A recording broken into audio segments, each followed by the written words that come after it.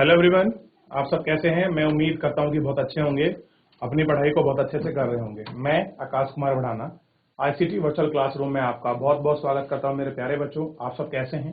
देखिए बच्चों, जैसा आपको पता है कि हमारा आज चैप्टर नंबर 3 आपका प्रारंभ होना है और हम चैप्टर नंबर 3 के अंदर देखेंगे निर्धनता एक चुनौती। इस चैप्टर को हम लोग पढ़ेंगे और इस पे एक एक करके बहुत अच्छे से हम लोग आपका बात भी करेंगे कि निर्धनता एक चुनौती है। इसके महत्व को हम लोग समझने का प्रयास करेंगे। क्या है इस चैप्टर के अंतर्गत सारी महत्वपूर्ण चीजें, इनके विषय में हम लोग आपका गौर करके एक एक चीजों को हम लोग देखेंगे। क्लियर है। सबसे पहले आप चैप्टर पर नजर आप दौड़ाइए। चलिए ध्यान दीजिए। आप सबसे पहले देखिए, हम बात करेंगे इसमें जो हमारा मेन है वो है, सबसे पहले हम देखेंगे चैप्टर में अवलोकन के विषय में। अवलोकन पढ़ेंगे कि है क्या चैप्टर के अंतर्गत मेनली, जिसको हम लोग इसमें बहुत अच्छे से आपका देख सकते हैं। इस अध्याय में निर्धनता के विषय में आपकी चर्चा की गई है कि आपकी पॉवर्टी क्या होती है, जो आपकी गरीबी है ये क्या है। हम इस पर आपकी चर्चा करेंगे कि आपका किसको गरीबी बोलते हैं, क्या है गरीबी। इसके विषय में हम लोग एक एक करके जो है हम लोग बहुत अच्छे से अपनी चर्चा करने वाले हैं। क्लियर है। ये आपको ध्यान रहना चाहिए और इसके विषय में हम लोगों को सबको गौर भी करना है। ठीक है। जो स्वतंत्र भारत के सम्मुख एक सर्वाधिक कठिन चुनौती थी। कह रहे जब हम देश आजाद हुआ, हमारा देश स्वतंत्र हुआ, तो स्वतंत्रता के पश्चात हमारे सामने अगर कोई सबसे बड़ी कठिन अगर कोई चुनौती थी तो वो क्या थी। वो चुनौती थी कि इतने बड़े गरीब देश को कैसे हम लोग दूर करें, इसकी निर्धनता कैसे हम इसकी गरीबी दूर करें। ये सबसे बड़ा चैलेंज जो था हमारे सामने बना हुआ था आजादी के बाद, जो हमने आपको फेस किया। क्लियर है।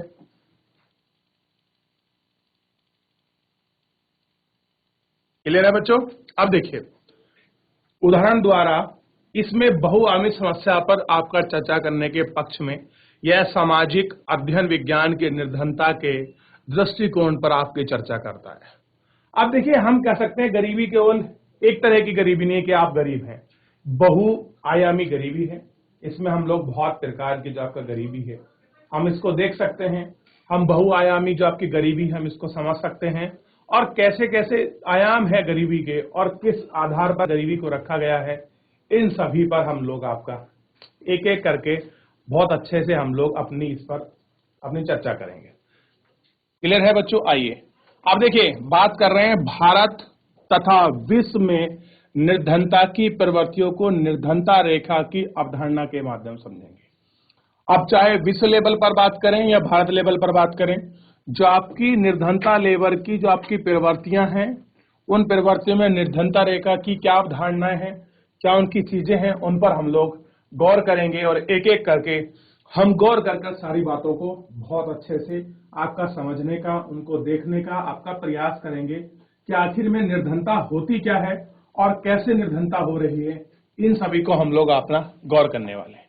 अवधारणा के माध्यम से समझा गया है कि निर्धनता के कारणों को एवं सरकार द्वारा किए गए निर्धनता निवारण के उपायों की भी चर्चा की गई है कि आखिर में निर्धनता है क्या, कैसे इसको दूर करें, क्या ये चीजें हैं। इन सभी पर हम लोग एक एक करके आपका सारी चीजों पर हम लोग बात करेंगे। निर्धनता की अधिकारिता अवधारणा को मानव निर्धनता तक विस्तृत करके अध्यापन किया गया है। कैसे निर्धनता है, किस चीज की निर्धनता है, हम इसको पढ़ेंगे, चेकिंग बैलेंस करेंगे, जांच करेंगे, तभी इन चीजों को हम लोग आपका देखेंगे। बात कर रहे हैं परिचय की। अपने दैनिक जीवन में हम अनेक ऐसे लोगों के संपर्क में आते हैं। कह रहे कि अनेक ऐसे लोग हैं जिनके हम क्या आते हैं, आपके संपर्क में आते हैं, जिनके बारे में हम सोचते हैं कि वे निर्धन हैं।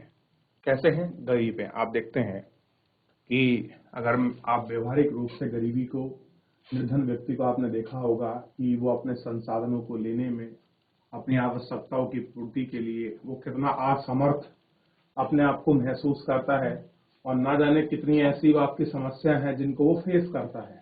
और देखिए, निर्धनता कोई ऐसा नहीं है कि केवल हमारे भारत में ही है, बल्कि एक वैश्विक समस्या है। क्लियर है? लेकिन ऐसा नहीं है कि इससे हम लोग आपका निजात नहीं पा सकते। सरकार के द्वारा महत्वपूर्ण उठाए गए कदम, योजनाएं, नीतियां इस चीज को दूर कर सकती हैं। हाँ, लेकिन ये टाइम टेकिंग है, समय का लंबा प्रोसेस है। समय के साथ ये चीजें दूर हो सकती हैं। क्लियर है? आगे बात करते हैं जिनके बारे में हम सोचते हैं और जिनके बारे में हम लोग इसमें आपकी चर्चा करेंगे। अब देखिए कि वे निर्धन हैं, यानी कि वे गरीब हैं जो लोग गांव में भूमिहीन श्रमिक हो सकते हैं। कह रहे गांव में जिनके पास भूमि नहीं है वो भी आपके गरीब हो सकते हैं। और शहर में भीड़ झुग्गी झोपड़ी में रहने वाले लोग, वे निर्माण स्तरों पर दैनिक वेतन भोगी श्रमिक हो सकते हैं और ढाबों में काम करने वाला बाल श्रम भी हो सकता है। अब देखिए, आप देखेंगे गांव में तो जिनके पास जमीन नहीं होती वो कृषि का काम करते हैं, इस तरह से अपना जीवन यापन करते हैं। फिर दूसरा आप लोग देखेंगे कि जो और व्यक्ति हैं शहरों में, अगर हम इसकी तुलना करें तो झुग्गी झोपड़ी में रहते हैं और कहीं आपका निर्माण कार्य हो रहा है तो उस पर अपना पूरा एफर्ट लगाते हैं और वहां अपना जो है जीवन को पूरा जीते हैं। तो इस तरह से हम लोग इसको देखते हैं, इन चीज को फलित करते हैं और अपने चारों ओर निर्धनता देखते हैं। वास्तव में दशक के हर चौथे व्यक्ति निर्धन है। अगर हम बात करें जो हमारा देश है, इस देश का हर चौथा व्यक्ति निर्धन है, गरीब है। अब एक बात आ रही है गरीबी की, आखिर में है कौन गरीब? क्या कोई आपकी सीमा रेखा हमने बात का तय की है कि ये व्यक्ति गरीब होगा, इससे ऊपर वाला अमीर होगा और इससे नीचे वाला अति गरीब होगा? क्या इस तरह की कोई लाइन हमने डिसाइड की है?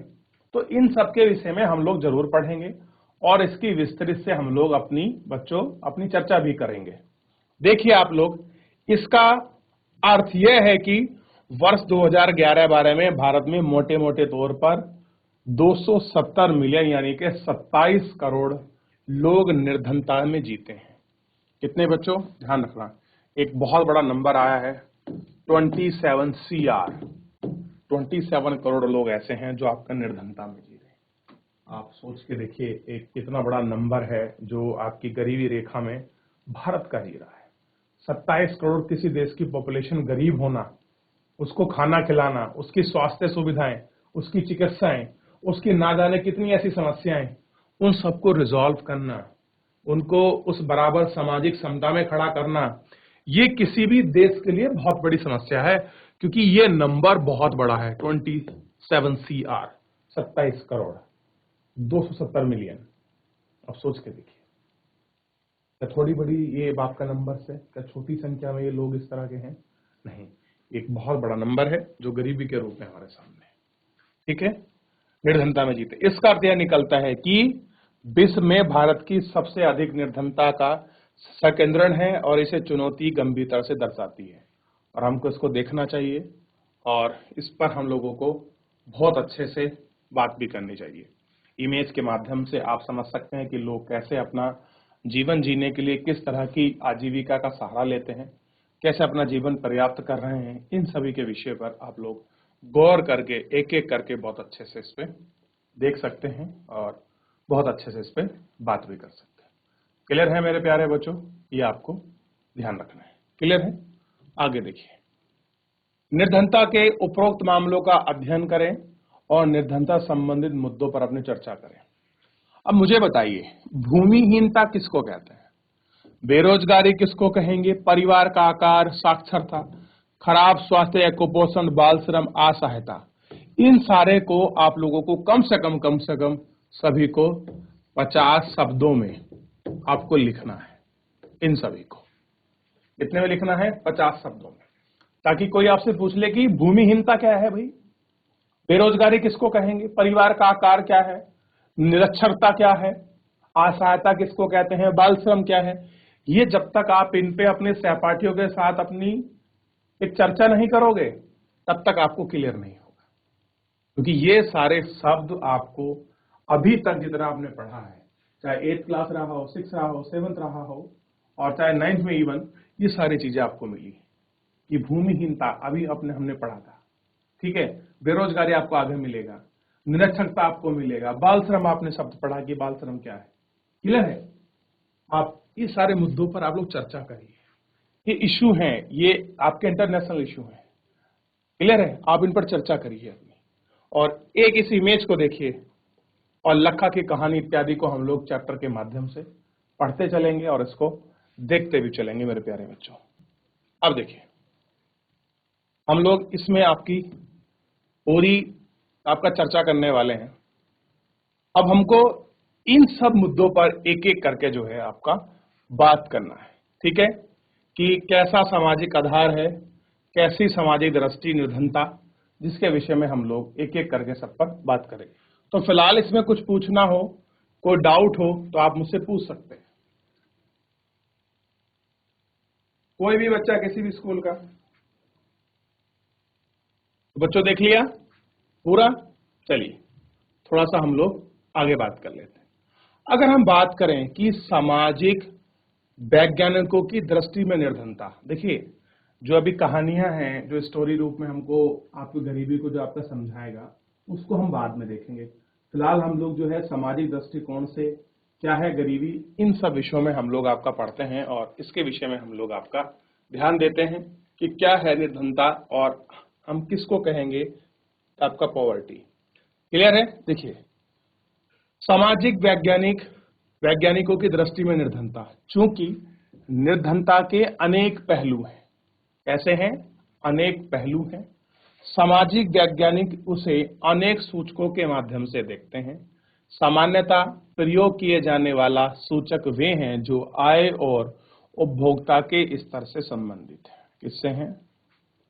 आय और उपभोक्ता का जो लेवल है उससे संबंधित है। लेकिन अब निर्धनता को निरक्षरता स्तर, कुपोषण के कारण रोग, प्रतिरोधी क्षमता की कमी, स्वास्थ्य सेवाओं की कमी, रोजगार के अवसरों की कमी, सुरक्षित पेयजल एवं स्वच्छता तक पहुंच की कमी आदि जैसे अन्य सामाजिक समूह के माध्यम से देखा जा सकता है। कैसे देख सकते हैं हम लोग कि अभी भी जो आपके निर्धनता के जो आपके निरक्षरता के कारण है, तो एक कारण निकल के सामने आया है, वो है निरक्षरता, यानी कि लोगों में एजुकेशन ना होना। दूसरा आप कारण देखेंगे कुपोषण। कुपोषण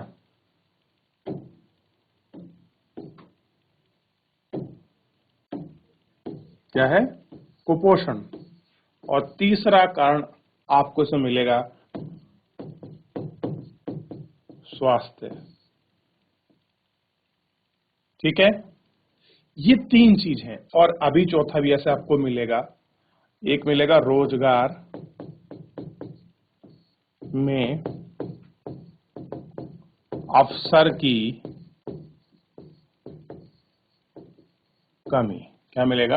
रोजगार में अवसर की कमी आपने देखने को मिलेगा।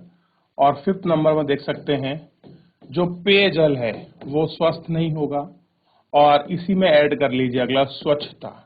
अगर आपका वातावरण साफ सुथरा नहीं है, आप कैसे स्वच्छ रह सकते हैं?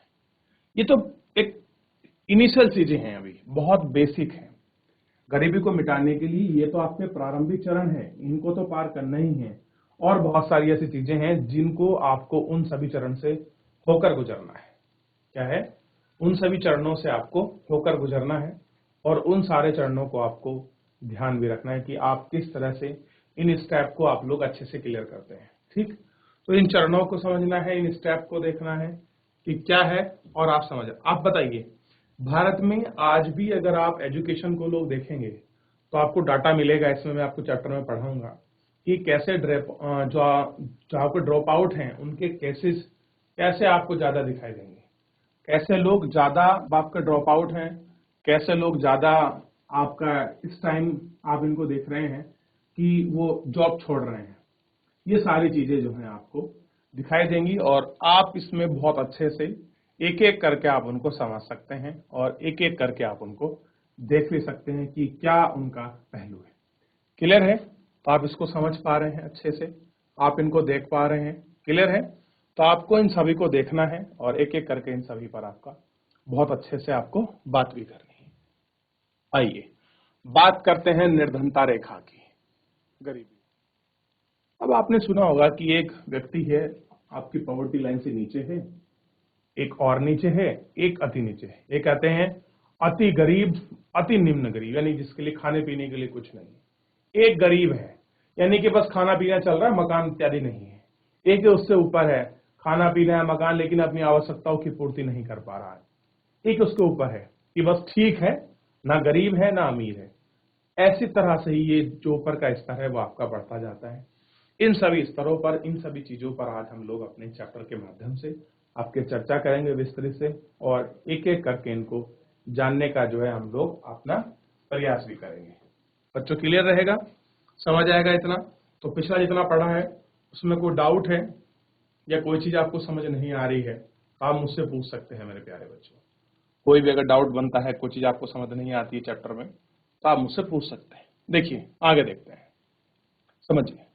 निर्धनता पर चर्चा के केंद्र में सामान्यतः निर्धनता रेखा की अवधारणा होती है कि जब भी आप पॉवर्टी की बात करेंगे तो इसमें जो मेन टॉपिक रहेगा वो रहेगी आपकी पॉवर्टी लाइन, निर्धनता रेखा। कि आखिर में आप निर्धनता रेखा को दूर कैसे करेंगे, निर्धनता रेखा की लाइन क्या है, उसकी बाउंड्रीज क्या है, इन सभी के विषय में आप लोग देखेंगे। निर्धनता के अवलोकन की एक सर्वमान्य विधि आए और कह रहे हैं कि अवलोकन करने की, इसको जज करने की, मेजरमेंट करने की एक सर्वमान्य जो विधि है, क्या है, विधि है, वो क्या है, आय है अथवा उपभोग स्तर पर आधारित है कि आप चीजों का कैसे उपभोग करते हैं, उसी के ऊपर ये सारी चीज आपकी डिपेंडेबल है। ऐसे न्यूनतम स्तर से नीचे गिर जाएं तो मूल आवश्यकताओं को एक दिए हुए समूह को पूर्ण करने के लिए आवश्यक है। मूल आवश्यकताओं को पूर्ण करने के लिए आवश्यक वस्तु विभिन्न कालों एवं विभिन्न देशों में भिन्न है। अतः काल स्थान के अनुसार निर्धनता रेखा विभिन्न दिखाई देती है। प्रत्येक देशों की कल्पना रेखा का प्रयोग करते हैं जिससे विकास एवं उसके स्वीकृत न्यूनतम सामाजिक मापदंडों के वर्तमान स्तरों का अनुरूप माना जाता है। एग्जाम्पल के लिए अमेरिका में उस आदमी को निर्धन माना जाता है जिसके पास कार नहीं है। देखिए यूएस के अगर आप कंपेयर करोगे तो जिसके पास कार नहीं है वो गरीब है। क्लियर है?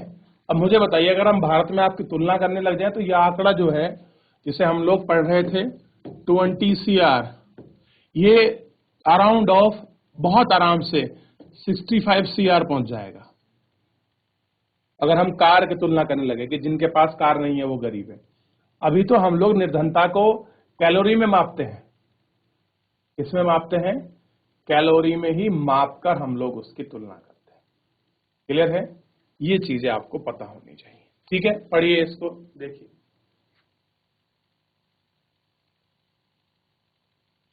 क्लियर है बच्चों? तो ये आपने देखा इतना।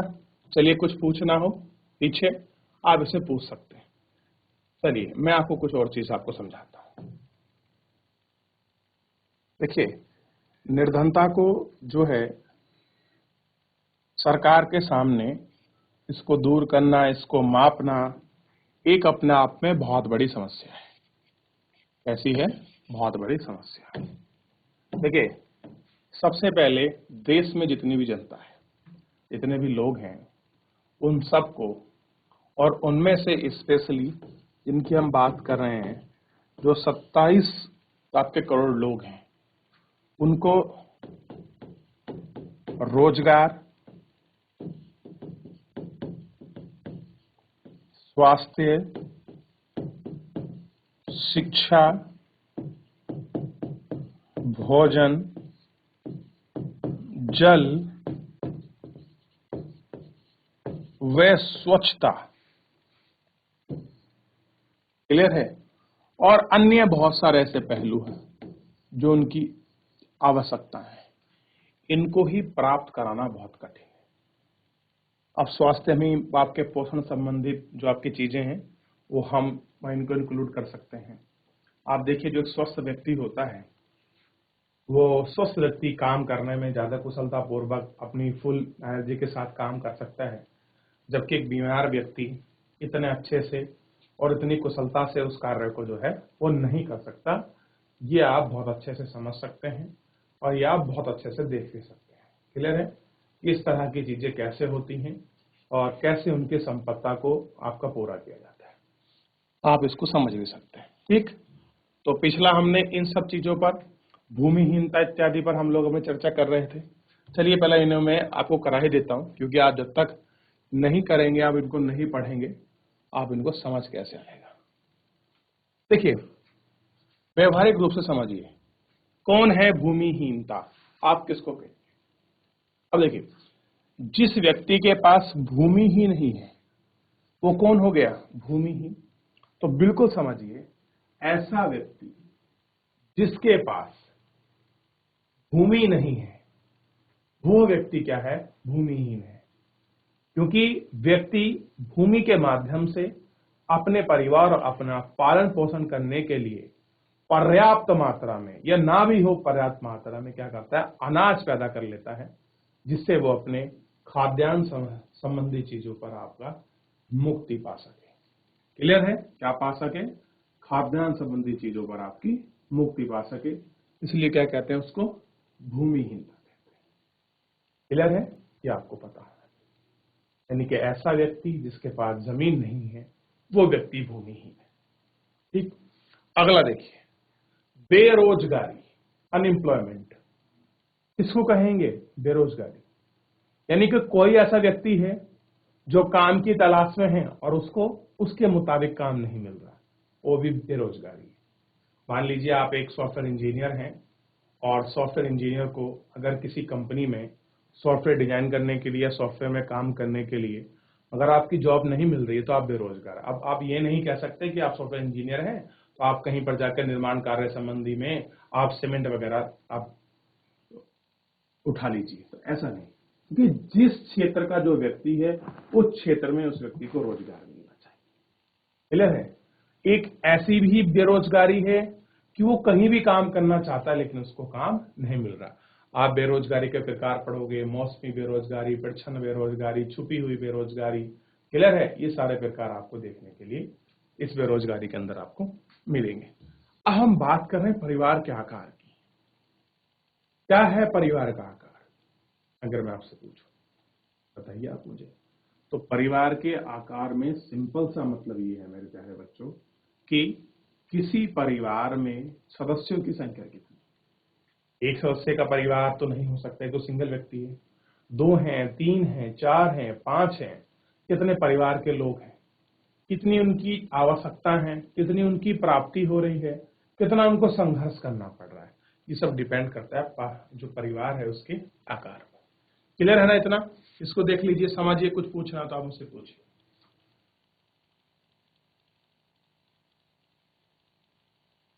तो बच्चों करा इतना तो पता लगा हमको कि भूमिहीनता क्या है, बेरोजगारी क्या है और परिवार का आकार क्या है। अब बात करेंगे निरक्षरता बारे में। देखिए, आज के इस आधुनिक समय में शिक्षा बहुत जरूरी है। अगर आप शिक्षा लेते हैं तो शिक्षा के माध्यम से, एजुकेशन के माध्यम से आप बहुत सारी स्किल अपने अंदर ला सकते हैं। आप किसी कोर्स को कर आप व्यवहारिक रूप से कोई सा भी कोर्स कर लीजिए। आज के समय में तो बहुत सारे तकनीकी कोर्स ऐसे आ गए हैं, हेल्थ में भी बहुत सारे कोर्सेज हैं, आप उनको कर लीजिए। और आप अगर ऐसे कोर्स करते हैं तो आपको मौका मिलेगा एक अच्छी जगह काम करने का और कुशल होने का और अपने परिवार के, अपनी और देश में कुछ काम करने का। देखिए, पढ़ा लिखा व्यक्ति देश की समृद्धि में, देश की अर्थव्यवस्था में और अपने परिवार को ऊपर उठाने में बहुत बड़ी आपका मदद करता है। क्योंकि साक्षर और निरक्षर व्यक्ति दोनों का अगर आप लोग कंपेयर करें तो साक्षर व्यक्ति का जीवन ज्यादा आपका सार्थक बनता है तुलनात्मक रूप से जो आपका निरक्षर व्यक्ति है। क्लियर है? तो निरक्षर का मतलब है ऐसा व्यक्ति जिसकी प्रारंभिक शिक्षा भी नहीं हुई है, वो निरक्षर है। क्लियर है? न पढ़ाई नहीं है। अब है खराब स्वास्थ्य और कुपोषण। मान लीजिए किसी व्यक्ति को खाना तो मिल रहा है लेकिन उसके शरीर के लिए जिन पोषक तत्वों की आवश्यकता है वो उसको प्राप्त ही नहीं हो रहे हैं, तो मुझे बताइए क्या वो व्यक्ति कभी ठीक रह सकता है? क्या वो व्यक्ति कभी सुख रह सकता है, सुखी रह सकता है? आप मुझे बताइए। तो नहीं, ऐसा व्यक्ति आपका सुखी जो है वो नहीं रह सकता। तो ऐसा व्यक्ति क्या है, आपका निरक्षर है की तरह ही समान है कि स्वस्थ नहीं है तो वो काम कैसे करेगा, और अगर काम नहीं करेगा तो उसे रोजगार कहां से मिलेगा, अपने परिवार का सर्जन पालन पोषण कहां से करेगा। तो खराब स्वास्थ्य और कुपोषण, शरीर में जिन तत्वों की पोषक तत्वों की आवश्यकता है वो प्राप्त नहीं हो रहे हैं, तो आपका शरीर क्या होगा, दुबला पतला कमजोर हो जाएगा, असहाय बन जाओगे, आपके अंदर रोग लग जाएंगे, आप क्या नहीं कर पाएंगे, जिस तरह का आपको चाहिए वो चीजें आपको नहीं होगी। अगला है बाल श्रम। बाल श्रम को देखिए, समझिए बाल श्रम क्या है। बाल श्रम, चाइल्ड लेबर क्या है। अब देखिए, बच्चों को कहा गया है कि जब तक आप 16 साल के नहीं होंगे आप काम नहीं कर सकते, लेकिन किसी परिवार की आर्थिक स्थिति इतनी खराब होती है कि अपने बच्चों को जॉब करवाने के लिए कहीं किसी खोखे पर, चाय की दुकान, रेस्टोरेंट में बर्तन धुलने के लिए, उनको सर्व करवाने के लिए, कहीं भी दुकान पर आपका जॉब करने के लिए लगा देते हैं, तो उसको बोलते हैं बाल श्रम। क्लियर है, बाल श्रम उसको कहते हैं। एक है असहायता, किसी भी कंडीशन में आपको कोई मदद नहीं देता है, ये असहायता आपके सामने।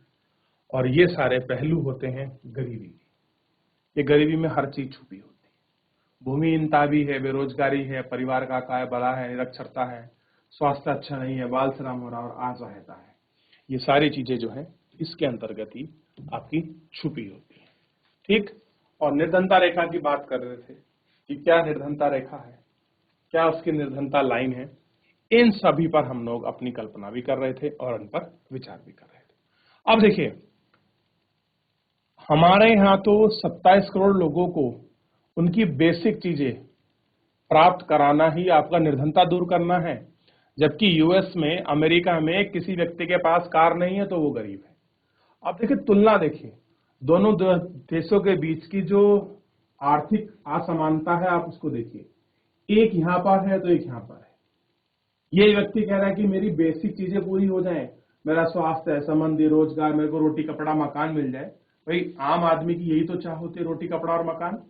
रोजगार मिलेगा तो ये सारी चीजें अपना फलीभूत होंगी, लेकिन जब ये है ही नहीं तो ये सारी चीजें कहां से होंगी। जबकि अमेरिका में देखिए, वो व्यक्ति गरीब है जिसके पास कार नहीं। हर देश की निर्धनता रेखा, आपकी पॉवर्टी लाइन अलग अलग है, सबका मेजरमेंट वो किस प्रकार से कर रहे हैं ये अलग है। हम लोग अभी विश्व बैंक का भी देखेंगे वो कैसे करते हैं, आपको 11वीं क्लास में बहुत अच्छे से पढ़ने को मिलेगा, लेकिन यहाँ थोड़ा जितना हमारा बेसिक है हम उसको आपका इसी के अंतर्गत समझते चलेंगे। क्लियर है बच्चों? तो फिलहाल अंतिम में अगर आपको कुछ पूछना है, कोई चीज समझ नहीं आई, आप मुझसे पूछ सकते हैं बच्चों। आपके पास 30 सेकंड है, पूछिए, कोई भी स्कूल का कोई भी बच्चा। चलिए, तो आप लोग चैप्टर को एक बार घर से पढ़ के आइए। कोई डाउट बनता है, कोई चीज आपको समझ नहीं आती मेरे प्यारे बच्चों, तो आप मुझसे लाइव जुड़कर चैट के माध्यम से आप अपनी क्वेरी को, अपने प्रश्न को, अपने डाउट को मुझसे पूछ सकता है, कोई भी स्कूल का कोई भी बच्चा। चलिए बच्चों, तो आज के लिए इतना ही, मिलते हैं नेक्स्ट लेक्चर में। तब तक अपना ध्यान रखिए, स्वस्थ रहिए, अपनी पढ़ाई को बहुत अच्छे से करते रहिए। मुझसे जुड़ने के लिए आपका बहुत बहुत धन्यवाद।